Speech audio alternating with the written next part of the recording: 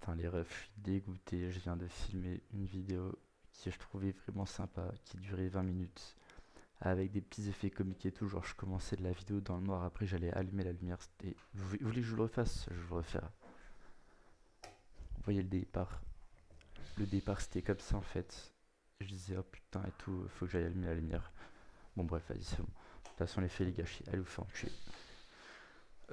Du coup, faut tout que je vous redise, sauf que mes vidéos, elles sont en impro, et oui, donc qu'est-ce que je vais vous redire? Rien du tout, j'en ai aucune idée, je vais changer totalement le discours de cette vidéo. Pourquoi je fais cette vidéo à la base? J'ai oublié, en fait, j'ai choisi le sujet 60 secondes avant le record, et je l'ai oublié 30 secondes avant le record. Ah oui, pourquoi j'ai quitté la France? C'était ça le sujet de la vidéo de base. Mais là, faut que je prenne une gorgée d'eau, parce que ça fait déjà 20 minutes que je papote pour rien. Donc déjà, oui, je sais que la qualité est merdique, mais vous faire enculer, c'est ma chaîne, je fais ce que je veux. Comme vous pouvez le voir peut-être en haut, euh, ça là, c'est une super GoPro. Et il y a même une vidéo sur ma chaîne où je parlais de l'acheter, et c'était mon rêve. Et bah maintenant elle est là, et je m'en sers pas, et allez vous faire enculer. Prochaine vidéo. Prochaine vidéo, je chargerai les batteries, ok. Mais là j'avoue que j'ai trop la flemme, faut charger les batteries. Il faut mettre la carte SD, après il faut l'allumer, il faut la mettre sur un trépied, j'ai pas de trépied, du coup il faut la surélever avec des livres et la poser sur les livres, c'est tout un bordel. Et là, mais va, dis-moi ta deuxième caméra. Ben oui, mais j'ai la flemme de charger les batteries, laissez-moi tranquille. Bref, du coup, c'est officiel, Macron l'a dit, Macron m'emmerde, et si vous n'êtes pas vacciné, Macron, il vous emmerde. Du coup, c'est une tragédie. Et moi, ça me fait doucement rigoler parce qu'avant, j'étais pas sûr de mon choix, vous voyez, quand j'ai quitté la France. Bien sûr, j'avais un peu le doute, mais je l'ai fait quand même. Mais je suis pas là pour parler de ça. Mais ce que je veux vous dire, c'est que quand vous avez 90% de la population qui pense pas comme vous, vous remettez en question, vous vous dites, mais qu'est-ce que c'est cette histoire? J'ai fait une erreur dans mes calculs. Il manque un truc dans l'équation. C'est pas possible que tout le monde soit pas d'accord avec moi. Ils ont forcément raison. Je veux dire, il peut pas y avoir la majorité écrasante des gens qui ont tort quand même, ce serait complètement absurde. Eh bah si, si, la France aujourd'hui, c'est plus la France. La France, c'est la France. Pourquoi? Parce que ça a gardé le même orthographe. On peut dire que maintenant c'est la nouvelle France, c'est la France de l'orthographe. La France France. Et oui, je suis fatigué, j'ai des cernes, laissez-moi tranquille, je prends le temps de réfléchir. Mais c'est plus la France, la vraie France, c'est plus la France des idées, c'est plus la France liberté, égalité, fraternité, c'est plus la France de l'art, c'est plus la France de rien, c'est même plus la France des frontières, c'est juste la France du nom, quoi. Si vous voulez, c'est comme si on avait tout enlevé et on avait juste gardé le nom, quoi. C'est un peu comme si, je sais pas moi, bah, la marque de soda Fanta, elle se faisait racheter par un mec qui fabrique des clous. Et après, Soda, ça devient une marque de clous, quoi.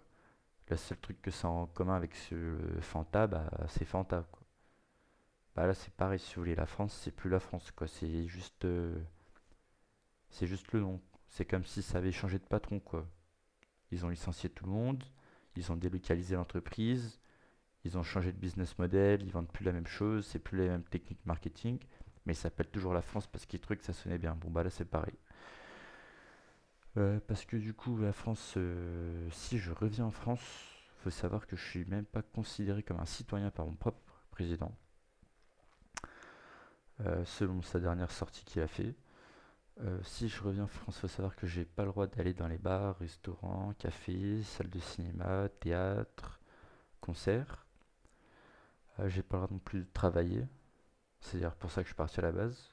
Peut-être que je l'expliquerai un jour. Ouais, tu sais quoi, je ferai une story time sur ma saison d'été. Bah, je pourrais pas te raconter. Je pourrais pas te raconter. Est-ce que ça vaut le coup? Bon, bref, on n'est pas là pour parler de ça. Mais c'est marrant. Il s'en est passé des trucs cet été. C'est bon. Ouais. Bref, c'est moi, pas s'égarer. Mais ah putain, je suis dégoûté, l'autre vidéo elle était trop bien. Mais du coup, oui, concrètement, pourquoi je fais cette vidéo? Et bah, c'était un peu, cette vidéo, c'est un peu je vous l'avais bien dit, c'est un peu un chat. Mais c'est pas vraiment un chat, c'est plus vraiment je vous l'avais bien dit. Et je reviens pour constater qu'il s'est passé ce que j'avais prévu et que, et bah, je vous l'avais bien dit. Et du coup, qu'est-ce que ça va changer? Rien. Euh, et j'en ai rien à foutre, mais bon, c'est juste que, en fait, ça me fatigue. Je ris jaune. Et je vais reprendre l'allégorie que j'avais trouvée dans ma dernière vidéo, celle qui s'est pas enregistrée. Mais oh, je veux dire que moi je ris jaune.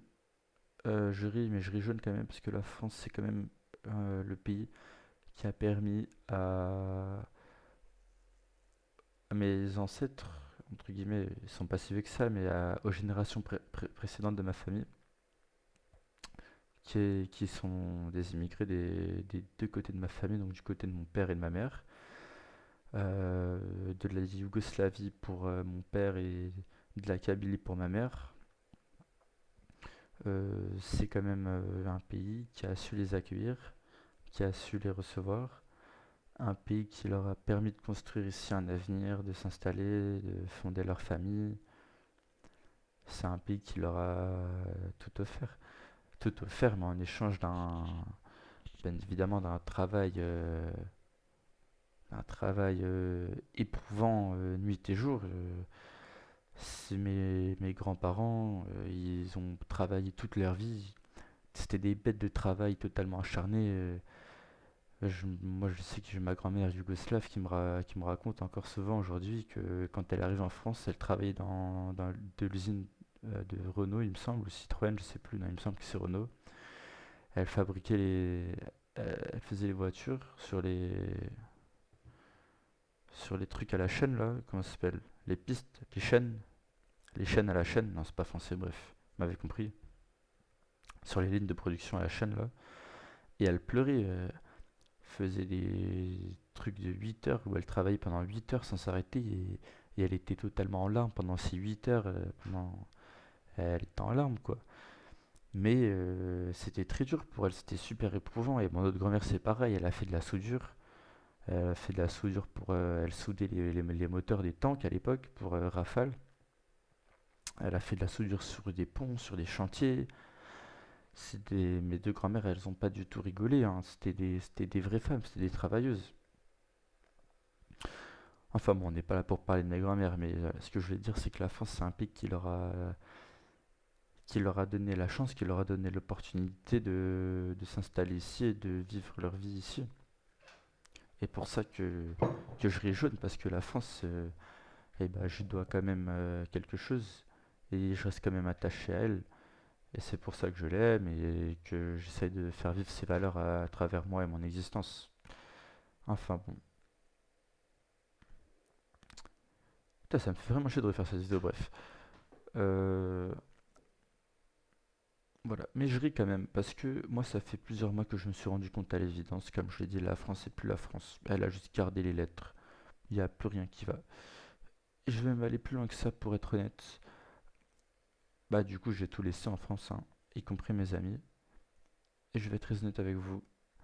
J'ai certains amis que je reconnais plus et que je pensais autrement. Vous voyez, j'ai certains amis que je pensais attachés à certaines valeurs, des valeurs qu'on partage en commun, et je me retrouve que non. Et je me rends compte que non, pardon. Et ouais, putain, je suis bluffé quoi. Franchement, je suis bluffé. Il aura fallu tout ça pour ça, quoi. Enfin, mais je vais reprendre l'allégorie que j'avais trouvée parce que je l'aimais beaucoup.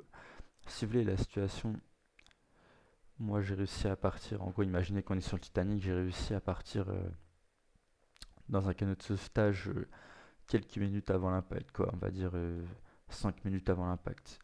Et bon, moi ça fait bien 45 minutes, une heure que je le vois l'iceberg avec mes petites paires de jumelles, vous voyez. Moi je vois l'iceberg, je suis là, bon, quand même, on est dans l'océan, on n'est pas dans les Caraïbes, donc vu là où on est, une masse blanche comme ça, c'est sûrement un iceberg, quoi. Donc bon, je me retourne comme ça, je vois les gens, ils font la fête ou ils font la gueule, je sais pas ce qu'ils font. Moi, quand même, je vois un mec et tout, je fais, regarde, tiens, prends les jumelles là, mets les jumelles et dis-moi ce que tu vois là-bas. Parce que là, quand même, j'ai l'impression que je vois un truc. Dis-moi si je me trompe, mais qu'est-ce que t'en penses? Le mec qui met les jumelles et tout, il me dit, ah gros, je vois de quoi tu parles, mais ça sûrement, ça doit être une forme de nuage condensé au ras de l'eau, un phénomène météorologique très rare et tout. Bon, je fais, vas-y, rends-moi ça, toi, parce que lui, mec, je sais pas ce qu'il a bu, un verger de Morito, c'est bon, il est déjà parti, quoi. Bon, voilà, le temps passe et tout, je me rapproche, bon là, au bout d'une demi-heure, on voit très clairement que le truc c'est un putain d'iceberg, quoi. On entend même la glace se fissurer au loin, c'est un bordel pas possible. Et tout, et au final, je tombe quand même sur un mec comme ça, avec ses jumelles, qui est en train de regarder le truc, et je dis, ah putain, bah toi aussi tu vois l'iceberg, quoi. Il me fait, bah ouais, attends, il me fait, attends, toi aussi tu vois l'iceberg et tout, parce que tout le monde me dit que c'est un putain de nuage, ou que qu'il voyais rien et tout. Je fais, bah ouais. Et en fait, bah on est deux sur le bateau à voir l'iceberg, quoi. Bah la France, c'est un peu comme ça, si vous voulez. Sur le bateau, on est 10 000, on est deux à voir l'iceberg. Bah là, en France, on est 68 millions et on est, je sais pas moi, quelques centaines de milliers, tout au plus, à voir l'iceberg, quoi. Et, et ouais, et du coup, bah, avec ce mec, on a réussi à prendre un canot de sauvetage avant qu'on se crache et à partir. Et bah, j'ai oublié où est-ce qu'elle en venait mon allégorie. Putain, mais je suis fatigué. Oui aussi, j'ai le Covid au moment où je tourne cette vidéo. Mais elle était trop bien mon autre vidéo. Mais oui, en gros, l'allégorie, bah voilà, c'est que là. Attendez, je vais m'en souvenir. Vous savez quoi, j'avais la flemme de faire un cut, mais j'ai fait un cut. Allégorie, c'est quoi l'allégorie? Oh putain!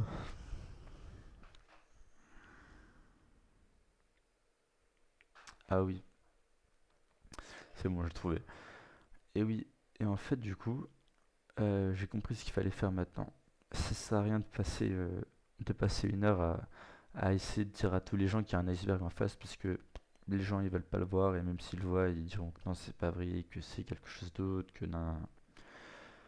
Je pense qu'il faut plus que je réunis les gens qui voient l'iceberg avec moi, donc les gens qui veulent être sauvés, que je réunisse ces gens-là et qu'on prenne les cannes de sauvetage ensemble en fait.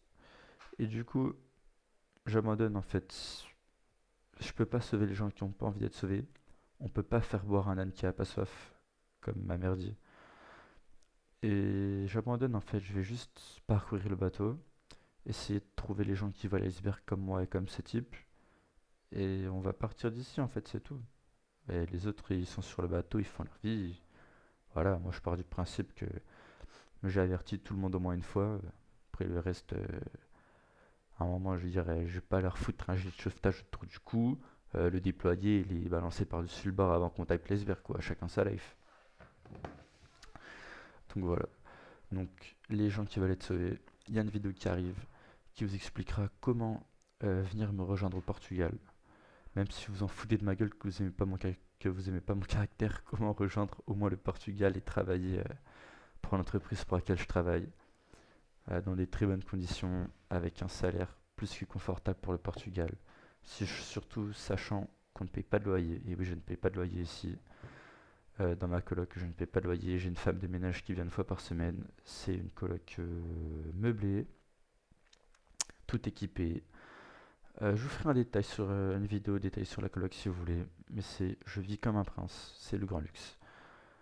D'ailleurs, j'hésitais à me commander un Uber Eats.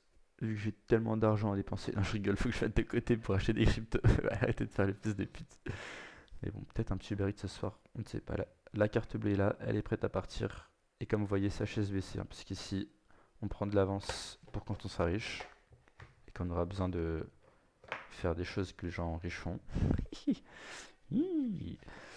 Mais voilà. Mais du coup, voilà, il y aura une vidéo qui vous expliquera tout, comment venir s'installer au Portugal, toutes les démarches à faire, tous les gens qui veulent s'en sortir, les refs, vous êtes les bienvenus. Je vous aiderai avec grand plaisir.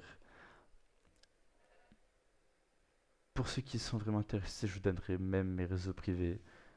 Venez en DM, posez-moi des questions, je serai là pour répondre, il n'y a aucun souci vraiment. Si je dois passer une journée, deux à vous rassurer, à vous expliquer pour que vous veniez ici, mais avec grand plaisir. Et quand vous venez, on se fera une bonne bouffe. Je vous invite chez moi. Je vous fais. Qu'est-ce que je peux vous faire? Un petit poulet basquez ou des crêpes. Voilà, vous choisissez un poulet basquez ou des crêpes. Et vous m'envoyez ce passage de la vidéo quand vous arrivez à Lisbonne. Et je m'engage à respecter.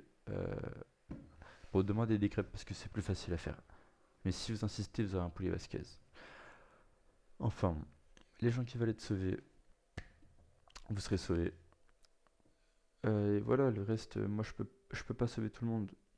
Et j'ai même pas envie en fait. Je pense qu'il y a littéralement des gens qui. Comment dire? Être sauvé, ça doit se mériter un moment. Pourquoi toi tu mérites d'être sauvé si tu fais absolument rien pour être sauvé, que t'en exprimes même pas la volonté? Moi je veux bien être gentil, mais à un moment je suis pas non plus le Christ quoi. Je peux pas avoir de l'amour éternel, inconditionnel pour tous les humains. Enfin, moi je suis très fatigué. C'est fatigant de se répéter, hein, vous imaginez pas. Je vais vous laisser, mais je voulais vous faire cette petite vidéo. Comment je vais l'appeler, j'en sais rien. Mais en tout cas, tous les gens qui sont restés en France, je vous souhaite bonne chance. Vraiment du fond du cœur, je vous souhaite bonne chance. Je vous souhaite une bonne année. Et tous les gens qui veulent se sauver, je vous souhaite de vous entraider, qu'on forme une communauté, qu'on s'entraide. Je ferai aussi part de mon souhait de créer une communauté ici à Lisbonne dans la prochaine vidéo. J'ai déjà commencé à la créer avec des idées. Je suis en train de parler avec des gens. J'essaie de m'organiser. Voilà, mais dans les mois à venir, dans les mois ou semaines à venir, il y aura un groupe Telegram sûrement qui sera créé afin qu'on puisse se retrouver, échanger nos idées, profiter des compétences des uns et des autres. Voilà, comme, euh, comme on devrait le faire en France, mais apparemment aujourd'hui en France on est plus occupé à dénoncer les gens qui prennent un double cheeseburger sans passe vaccinal. Donc écoutez, chacun sa vision de la vie. Moi je pense que j'ai plutôt entraider mes camarades et c'est quoi le mot que je cherche? Attendez. Un mot. Et mes prochains, voilà. Entraider mes prochains. Enfin bon, moi je vous laisse. Je vous laisse. Cette vidéo sera pas montée. Il y aura des moments gênants. Il y aura des moments où je fais des gueules de merde. Allez vous faire enculer, j'en ai rien à foutre. C'est ma chaîne YouTube, je fais ce que je veux. De toute façon, il n'y a personne qui la regarde. Et puis si un jour il y a tout le monde qui la regarde et qui voit cette vidéo et qui se fout de ma gueule, et bah vous savez quoi, dans le fond ce sera du bon parce que ça veut dire qu'il y aura assez de gens sur ma chaîne pour qu'ils fouillent les vieilles vidéos et qu'ils me ressortent ça, donc j'en tire que du positif. Allez vous faire enculer. Sur ce, bonne soirée, bonne chance à vous. C'était Vadim, et ceux qui veulent être sauvés, ma vidéo arrive pour venir ici au Portugal. Voilà. Qu'est-ce que je veux dire? Comment ça s'appelle? Spoiler, il faut être majeur et parler anglais. Voilà, sur ce, moi je vous laisse. Des gros bisous, une bonne année, une bonne santé. Prenez soin de vous. Essayez de ne pas retourner votre chemise en cette année, en ces temps troubles et ces périodes compliquées. Restez fidèle à vous-même. Gardez vos valeurs. Et moi je vous souhaite une bonne soirée. Ciao.